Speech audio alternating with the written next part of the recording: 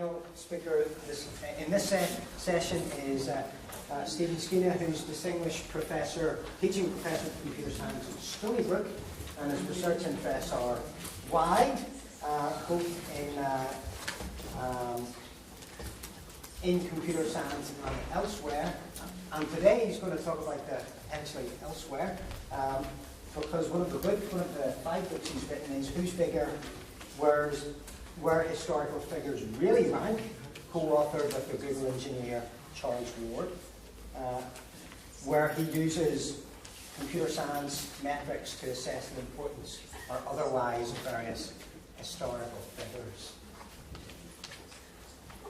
Thank you very much for that. Let's get this started.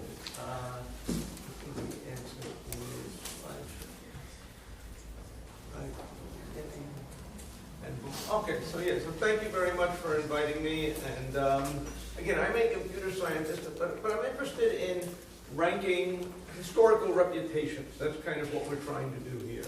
So let's just do some warm-ups about reputations and see what you get.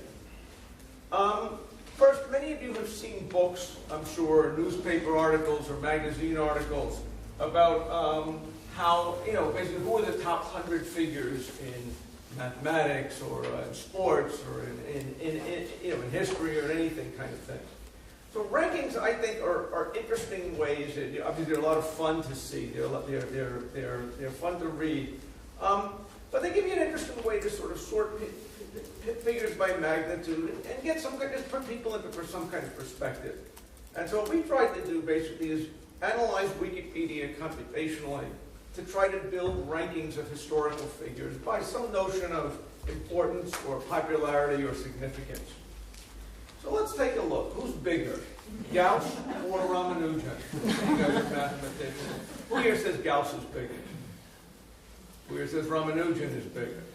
Okay, well, sure enough, by our algorithms, Gauss is the 206th most significant person in the English Wikipedia. Ramanujan is a quite respectable 1800th or so. When the Beatles announced that they were bigger, John Lennon said he was bigger than Jesus. Who wins? Okay, who's bigger? Who says Jesus? Okay, says the Beatles. Okay, well, in fact, again, Jesus was our #1 figure. But the other Beatles fall naturally into the John Paul, George Ringo order. Who's bigger, Paul Erdős or Justin Bieber? Let's take a look at this. Who here says Justin Bieber? And who here says Paul Erdős? Okay, so we have some Erdős fans. Again, if we do our analysis, we have notions of fame and historical significance, and these are sort of related but different kind of things. So by our analysis, Paul Erdős would be a more significant figure.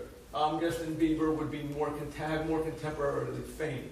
Okay, and we'll talk about our aging, our algorithm for doing aging of figures for time, and that's what this is going to kind of get at.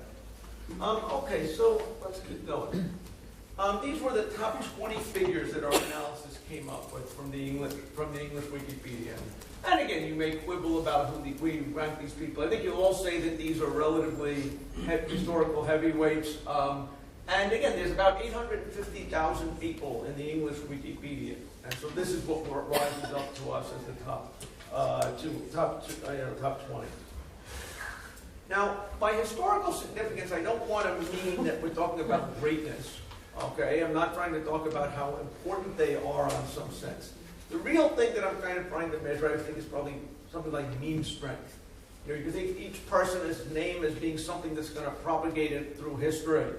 And my goal is basically try to measure historical memes, how strong are different historical memes, and so we can compare them across different periods of time and across different disciplines. That's kind of what we're trying to do.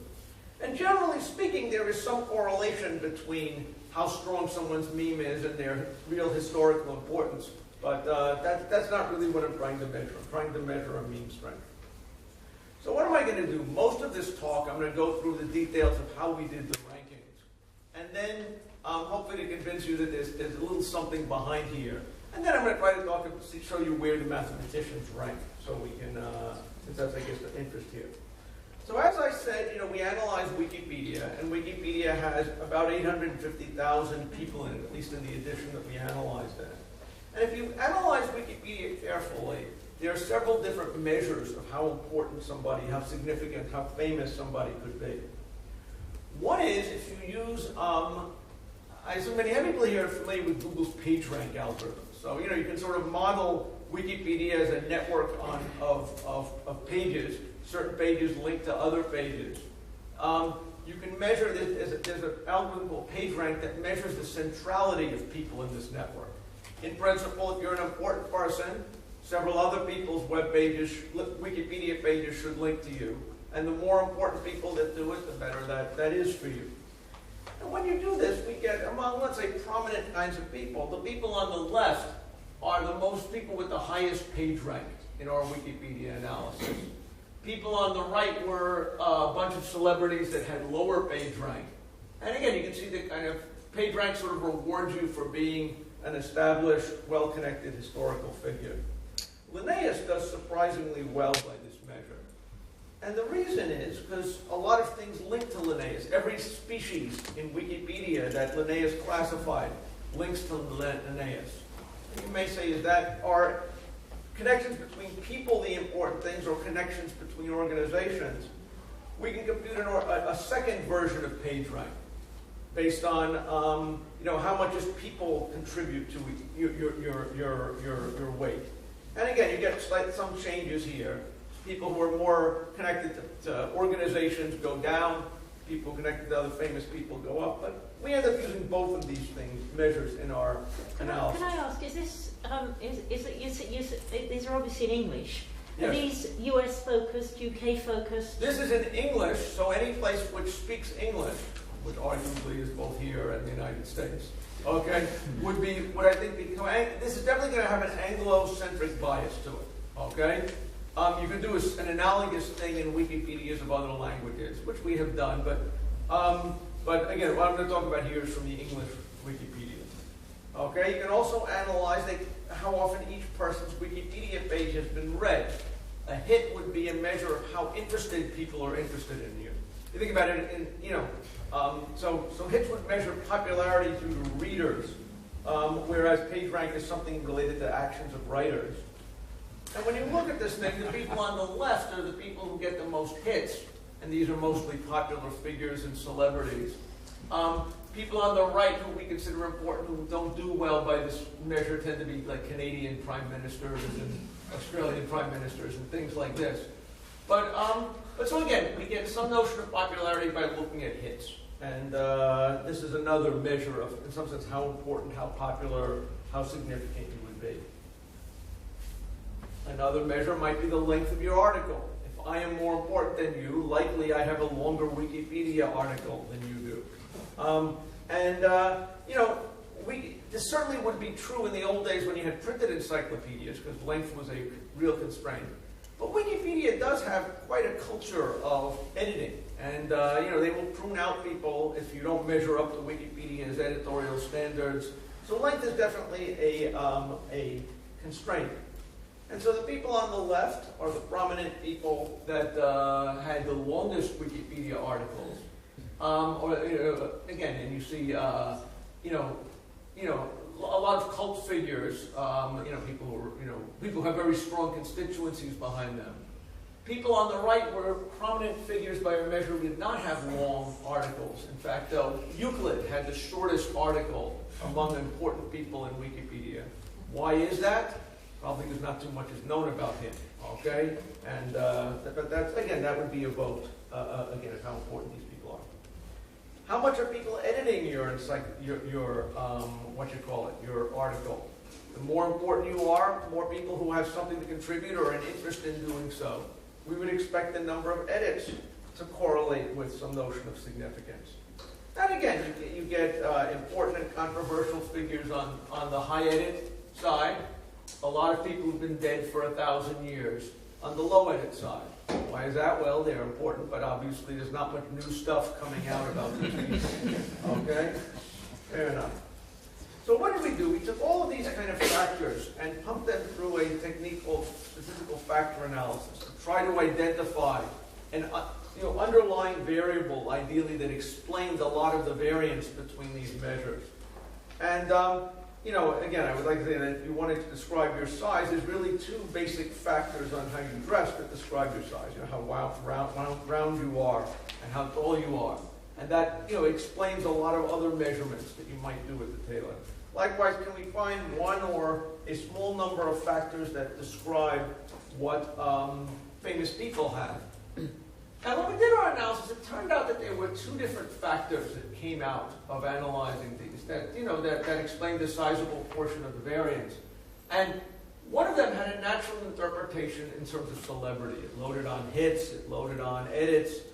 Another one that had a natural interpretation in terms of, I would say accomplishment-based, significance. We called it gravitas, okay? And these largely loaded on the PageRank of these things. And if we added these things up, we found that they made an interesting proxy for sort of contemporary fame. You can see that certain figures, like on figures on the left, most of their, let's say reputation is based on gravitas. The figures on the right, most of their reputation is based on celebrity. And so we can kind of get this idea that we can kind of capture this kind of thing pops out of our analysis. Now, when you do measure people by contemporary fame, you will find that most of a distressingly high percentage of historical figures are still alive. The most significant figures are still alive. Because again, what people are interested, you hear about what people are interested in are contemporary events. And so if you really want a way to compare historical figures across different times, you need to find a way to, with some degree of principle, age reputations. Okay, so the contemporary figures can be put on a similar standard as fast figures. And you might think about maybe your reputation has a half-life. Okay, that 100 years from now your reputation will be half as big as it was, and every 100 years it decays by a factor of half. But that, if you think about it, doesn't work, because something like Jesus has been decaying by that argument for 2,000 years. There should be nothing left, okay, if you had really an exponential decay. We ended up fitting reputations to plot the decay of figures. We use this resource that many of you are familiar with called Google Engrams, where Google has scanned, something like 20% of all the books that were ever published. And they provide a count of how often short phrase was mentioned in books every year. They go back 400 years, I think. But, there aren't really enough books to be interesting until about 1800. But one can now look at, by looking at what proportion of the mentions and short phrases go to a particular figure, we can get some kind of a proxy for how important they were at that time. And by analyzing this, you can kind of come up with a principled decay function that reflects how quickly names decay from the historical historical record. And basically what we ended up finding was a curve like this fit the data basically most frequently, depending upon how popular you were. Okay, but basically for everybody, around 60 to 75 years after you're born is when your reputation would peak in average. And it would decay relatively slowly and stop after about 170 years, once you had fell out of living memory. Okay, so that's kind of gives us a way to decay reputations. So all of this, we now have a number plotting how famous, how significant someone might be. Are these numbers silly, or do they have any validity? To try to put them to some kind of a standard, we found 35 published rankings of historical figures. And we then tried to look at how do our rankings correlate with these things written by these variety of different authors in a variety of different areas, and compared them to our underlying variables. And again, the details, and I don't want to bore you with, but the basic principle is that our decay mechanism, name decay things give higher correlations of significance with these published human standardized lists than any of the other methods. And I think if you look at the orders of the people we come up with, they are, I will put them in the category of generally sensible. Generally sensible to the point where we can use them to try to find interesting things. Okay? Any questions on this point about methods? Okay? So that's basically a quick overview of our methods. You know, there are a lot of things that you can do once you have the methods, okay, and these ranks. They're, let's say, more interesting. And again, I'm not going to go through this in detail, but one thing we looked at, for example, were history textbooks, and saw to what extent did history textbooks reflect the most significant figures they could include, or less significant figures. We looked at Hall of Fame kind of votings to see to what extent how good were contemporary viewers at identifying figures for recognition whose reputations would endure, and we found they were not as good as you might think. You could look at, are men and women represented fairly in Wikipedia? And again, the details, I decided to keep my talk short, I wouldn't show you. But you can argue that the average woman, if you look at the statistics and you look at our rankings, the average woman in Wikipedia is substantially better than the average man, okay, by our kind of rankings. It's harder to get into Wikipedia as a woman than it is as a man. It's kind of the upshot from these kind of things. And you can do these kinds of analyses, you know, on a larger scale. That's what kind of, I think, makes it interesting, is that there's things you can tease out here and quantify that are, you know, phenomena that I think are interesting. So one phenomena that might be interesting here to people, it has to do with the reputation of Nobel Prize winners. Okay, so if we want to take a look at this, this is a graph where the x-axis is time. The y-axis is our measure of significance, okay, which would be normally distributed or so. And it's kind of showing you what is the reputation of the winners of Nobel Prize winners, you know, on a rolling average as we move through time. And as you can see with all of the prizes, these are the science prizes, the biggest winners, okay, the most significant, the winners at the beginning of an award tend to be substantially more significant than the ones later in the award. This kind of makes sense because there's a backlog of big names typically. When you haven't awarded a physics prize, there's a lot of physicists around who are candidates for it. But gradually you wind down in these kind of things. And all of these things, the public perception, the public sense of these scientists has been declining. And now, I think most of us here are mathematically inclined, scientifically inclined. You could probably name relatively few of the recent winners in, you know, of Nobel Prizes. This is, you know, kind of, I think, a real phenomena that, you know, they used to be, I think, more publicly, you know, more of a presence as a public intellectual, more of a presence in phenomena than you actually see. And today, in fact, it's the economics winners that seem to have the highest significance. And to show you, it's not just a currency, you know, a bound of something of our analysis. If you look at the winners of the literature and history and peace prizes, these people have kind of maintained their statures. That there's kind of, you know, kind of as well-known historical characters as they were over the lifetime of the prize. But somehow science has become, I guess, so specialized, so, you know, there are a lot of reasons why it might be, but I claim that this is a phenomenon that I think, if you think about it, you will agree, somehow scientists do not have as big a public profile as they used to, and that would be the kind of thing that you can tease out from this kind of analysis. So, okay, so let's talk about mathematics. We're here to talk about mathematicians. Who were the biggest mathematicians? And again, you can read this and take a look at this. By our analysis, again, it's a little hard to know where you draw the line. So who is a mathematician and who is a philosopher?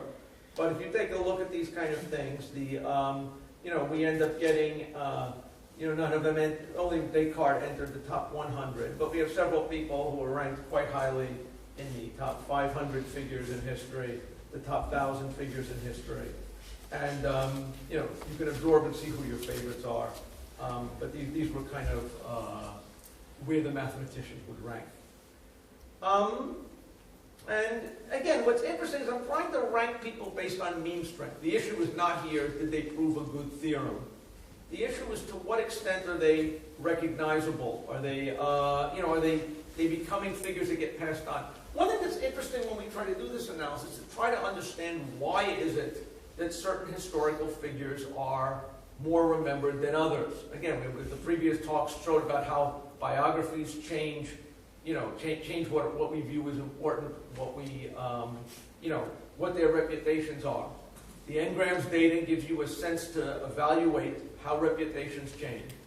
And this significance data gives you some way to kind of isolate them by where they sit. Turing is an interesting case. Alan Turing is maybe one of the most contemporary people on this chart. And he has become clearly a meme that he's now recognized as kind of the founder of computer science, in some say, maybe the most visible one. Babbage is perceived as a very visible figure, perhaps more than you might think of in terms of pure mathematics or anything like that. Sorry, could you remind us what C and G were? C and G. Okay, so right. So this is kind of a celebrity and gravitas meter, if you think about it. So we're kind of pegging these people. And again, for the mathematicians, generally speaking, these are high gravitas people. It's kind of interesting to watch when we computed these for every person that we have in our database. And so it's kind of interesting sometimes to see where they get pegged. Ada Lovelace scores here as a lower gravitas, more celebrity, lower gravitas figure than some of these other ones, for example. Where's Newton? What? Where's Newton? Newton. Where's Newton? Newton was not, okay, so a big problem here, Newton you saw earlier among the top 20 figures in history. There's a question of, do you classify someone as a mathematician or a physicist or what? And that's actually a big, so that's where, let's say, my weirdness is off, okay? But Newton would have ranked in the top 20 figures, okay? Any questions? Maybe I'll go back here just to prove to you. Yeah, no, I believe. Yeah, okay. Okay, fine, I believe that. And these were the most significant recent contemporary mathematicians. And again, I think if you take a look at these, again, the first couple are, what do you call it? Obviously Hawking has a story about him that is, well known. Kaczynski has a story about him which is well known. How do you know Kaczynski's story? Okay, he was the Unabomber who killed several people in the United States. The great, among living, I would say, honest mathematicians is a fellow named Donald Knuth, who many of you, if you don't know him, he's a pioneering computer scientist, discrete mathematician figure.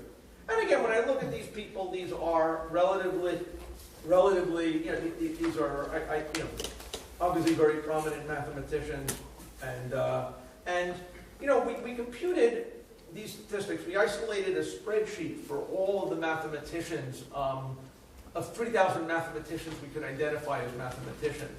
And when you look through and look at who are the living people, the ones that I recognize are on top. And this is kind of, what we would kind of expect. And again, when you start looking at historical rankings of things, one thing that we did at one point was rank the significance, just like we ranked the significance of Nobel Prize winners. We ranked the significance of Fields medalists. And it was actually pretty embarrassing. Fields medalists do not have very much of a public weight, public perception, okay? And, there's several reasons for that. One reason is it's given only every 4 years. It's limited to very young people who are not famous outside the community.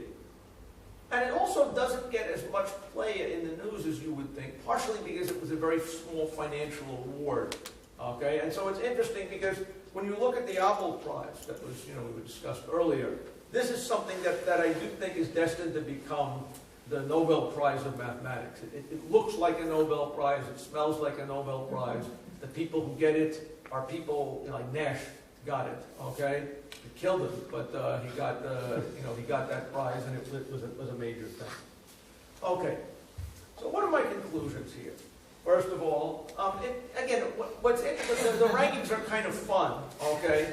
But I also think what's interesting is when you try to use these as tools to see what people are thinking, why are reputations changing or not changing.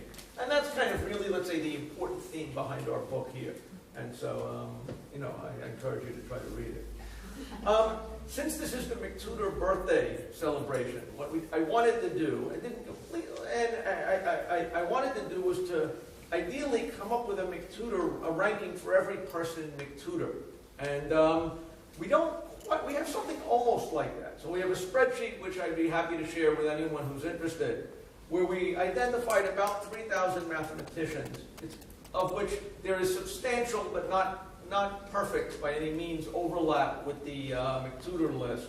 And we show them by ranking of how significant they are. So here, again, to satisfy our Newton fan, it looks like Newton was the fourth biggest person. We called a mathematician here. And he ranked number 20 if you take a look at it in the leftmost column. And we show basically all of our underlying variables. And I think there's a lot that, if you're interested in the history of how people are regarded, okay, the magnitude of comparing figures. We had a mathematician discussed on the previous, and there was a question, how good a mathematician is, how big a figure is she? This would be the, is some kind of a vote as to where these people rank. And certain statistics, metrics, I suspect, show up on the McTutor site. I'm quite sure our rankings correlate very well with the number of words in the McTutor biographies. I'm sure they correlate very well with how many hits you guys get. And I think there's a study here for someone who's interested in mathematical reputation to do with our data, and we would be very happy to share. So again, we also have a website, but I encourage, please take a look at our website if you wish.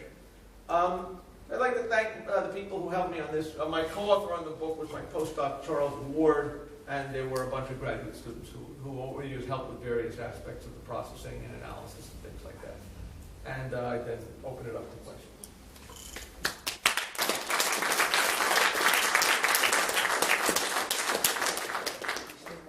Any questions?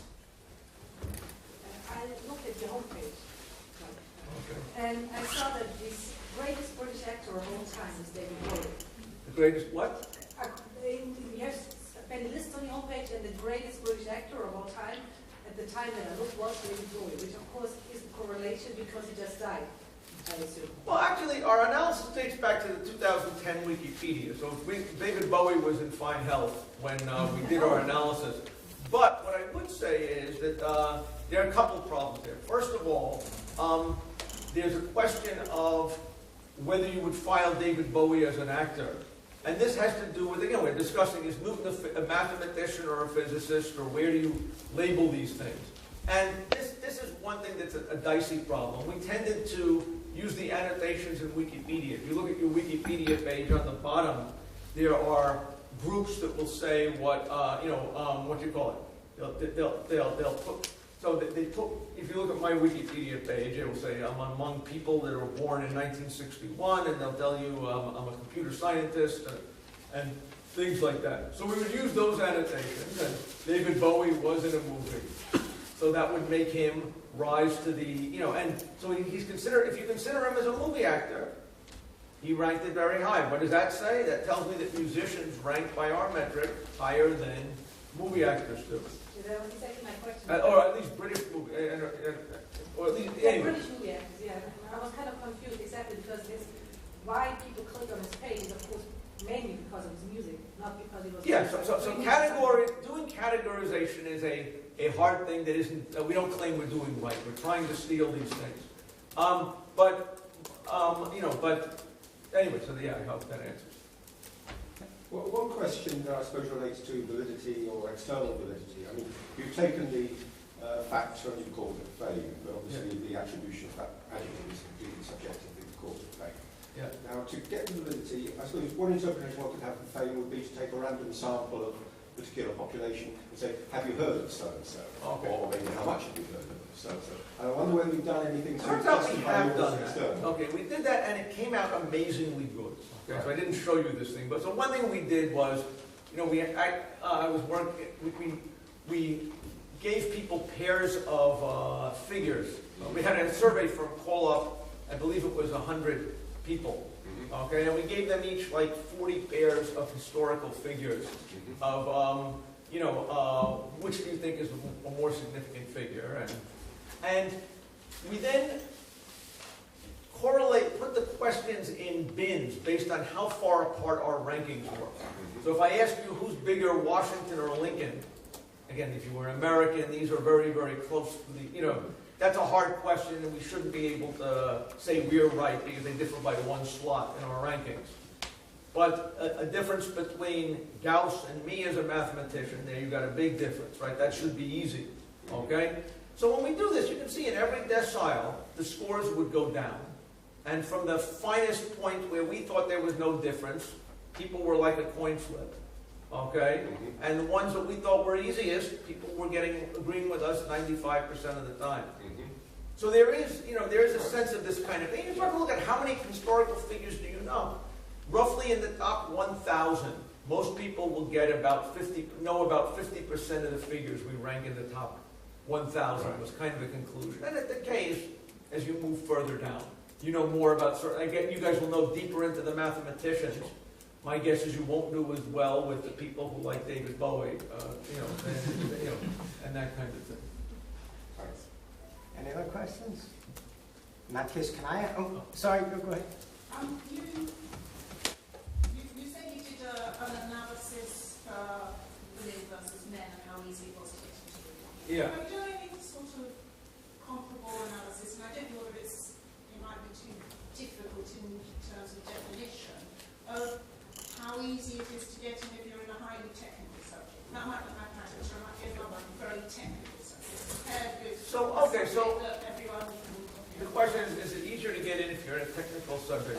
So what we can do is, for any group of people you identify, we can look at what is the distribution of rankings of people in that category, okay?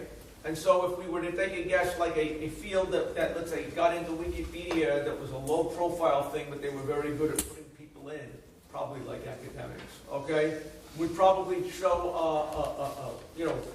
a lot of people, let's say, in the lower half of the total distribution and things like that. So again, one thing that's interesting in the book is trying to compare people from different groups and to see where is it that that different groups are ranked. I didn't specifically compare technical people to non-technical people. And the key to doing that is to come up with your decision of who is a technical person and who is not a technical person. It's much easier. Right. But what's cool is because we have 800,000 of them, okay, you can start to do something that has some statistical validity to it. It's not just, you get naming 3 people and wing. So that's the other. Just a comment, if I may. I've looked from time to time to see who gets the most hits on my Twitter, and usually Pythagoras comes out on top.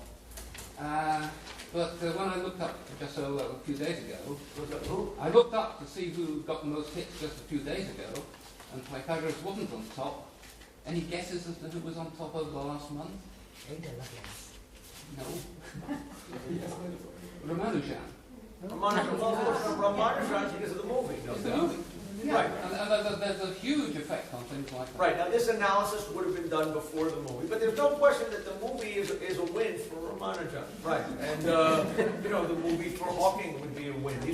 Both these numbers were, by the way, before their movies. But this is the kind of thing that one would want to measure. And one would hope, doesn't have a on something like hits, it has a wildly disproportionate effect. But there's no question that the general stock of who these figures are is affected by these kind of things. Right, ladies and... No, one more question. So you said you modelled these sort of decays of how you'd expect people's fame to go down.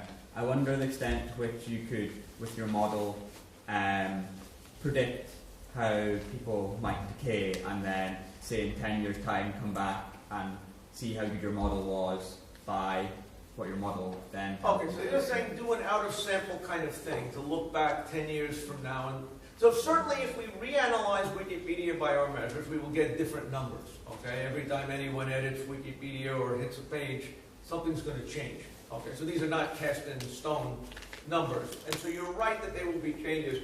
We've done some levels of modern, trying to look at some of these things. We didn't really look to see how well the ranks held up. But then we looked at the question like who was the most significant recent person who wasn't in the Wikipedia at all back in 2010. Edward Snowden was the one that came up at that point as being the one that had. But what I would say is that I think our decay model is pretty good on the basis of the Engrams. We have a lot of data to work with. So I think, I will, on the things I will defend, I will certainly not defend my classifications of what bucket we put people in. But I think our decay model is, I think, quite defensible. And, enables you to compare these figures at different times in a reasonably fair way. So I'm going to pick you up on the decay model, because I was going to ask you about the difference about positive and negative mentions. Because if you're counting the number of mentions of someone in the Google corpus, you've got the same problem as we have with citation counts as academics, are they positive or negative? So you can imagine that a controversial figure may well have a much higher mention count than an uncontroversial but still significant figure. So a controversial figure tends to be one who has a disproportionate number of edits. If they're controversial, you have two communities each trying to undo the other guy's edits on a regular basis. Over time, when you're analysing the Google book corpus, that's what there's no edits on that. Right. Right. So we did do a little bits of experiments at points with sentiment analysis. There's these methods for taking text, which actually we've worked on over the years, on analyzing text strings and counting whether mentions are positive or negative. And so at one point we kind of took but that didn't seem to lead anywhere in the rankings we were dealing with. You saw Hitler did very well on our rankings of significance. So there is infamy. And one thing we looked at was to what extent were, assassins, were, clearly infamous figures remembered. And, obviously, they get a lot of play, okay? And so some people are, you saw Ted, Kaczynski, the Unabomber, was quite highly ranked. Jack the Ripper is extremely highly ranked on these kind of things. And, and my guess is that tells you something about the processes of memory and what people find interesting. Right, ladies and gentlemen, I'm going to draw out their clothes, sorry. No. But before you have a well-earned tea break, could you please thank once again 3 excellent speakers.